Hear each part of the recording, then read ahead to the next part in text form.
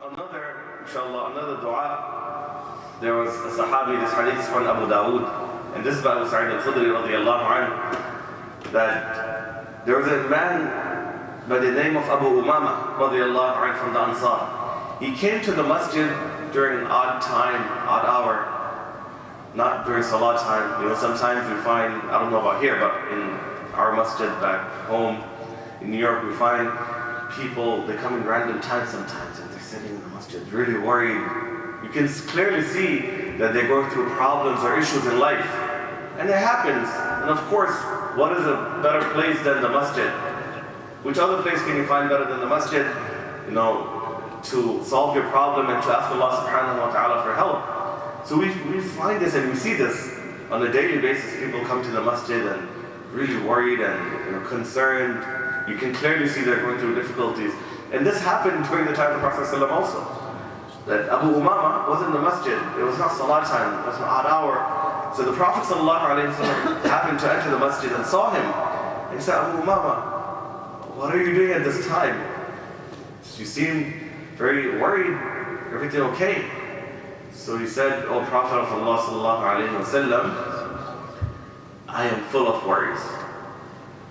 I am full of worries, and I am full of debt.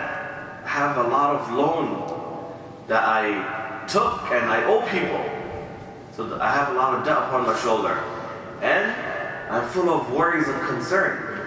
So the Prophet ﷺ told Abu Umama radiallahu anhu that in the morning and in the evening recite this dua, that Allahumma inni a'udhu bika min al-hammi wal-hazan, وأعوذ بك من العجز والكسل وأعوذ بك من الجبن والبخل وأعوذ بك من غلبة الدين وقهر الرجال. That, O Allah, I seek protection in you من الهم والحزن, from worries and sorrow, from worries and sadness. And this is the problem that we're facing this day and age. Everyone has some sort of worries and people are just sad. No one smiles, no one's happy. Right? Even if everything seems to go okay, but you know, deep down we find a lot of people, they're not happy.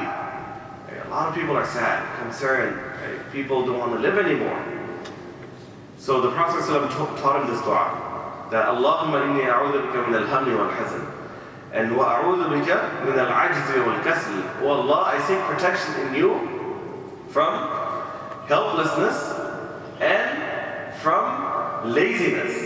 We find so many people, they're free, they do nothing, completely wasting their time, right? So unfortunately, before we used to say in young people, now even older people, right? Person's retired, you have so much time, instead of hanging out in, you know, maybe in the chai shop and drinking tea and just spending 2, 3, 5 hours there, and talking to your friends and just hanging out and doing nothing. Instead of that, I'm not saying that's haram or anything, so you can do that if you like, but maybe minimize it. Maybe spend half an hour there or 1 hour there. Other 2, 3 hours, maybe you can learn some Quran, you can learn some hadith, you can read a book, you can pray some extra nafl salah, you can make some ibadah, some tilawat of the Quran. So we can utilize that time correctly and properly. So the Prophet ﷺ taught him in this dua that I seek protection from helplessness. And some people, when they go through so much problems and difficulty, they feel helpless. They want to do things, but they cannot do it. If their body doesn't allow them, their mind doesn't allow them. And the next part of the hadith, and I seek protection in you from, well, I seek protection in you from cowardness and from stinginess. There's some people, mashallah, very wealthy, but can't take a dime out of their pocket. Right? Very wealthy, but very stingy. Right? Allah subhanahu wa ta'ala doesn't like stingy people. So in this dua, the Prophet ﷺ taught him that seek Allah subhanahu wa ta'ala's protection from being stingy.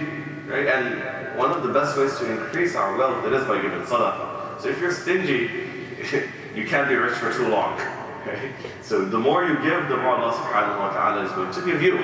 So, and also cowardness, right? Some people are just cowards, you know, they have, mashallah, their mouth runs, it doesn't stop, but they don't have the courage to do things, right? So I'm gonna, build this masjid, I'm going to support this project, and I'm going to do this, I'm going to give my time.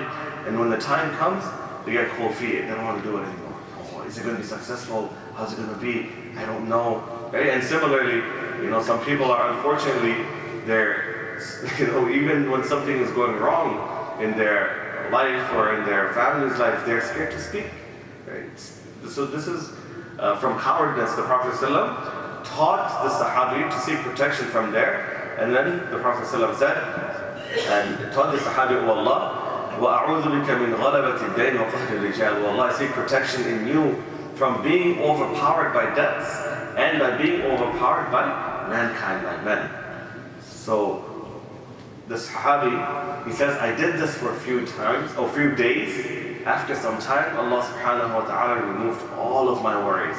And Allah subhanahu wa ta'ala removed all the loans that I had. In another narration, the Prophet ﷺ asked him, how's it going? How's your, you were so worried and you had so much loan upon you.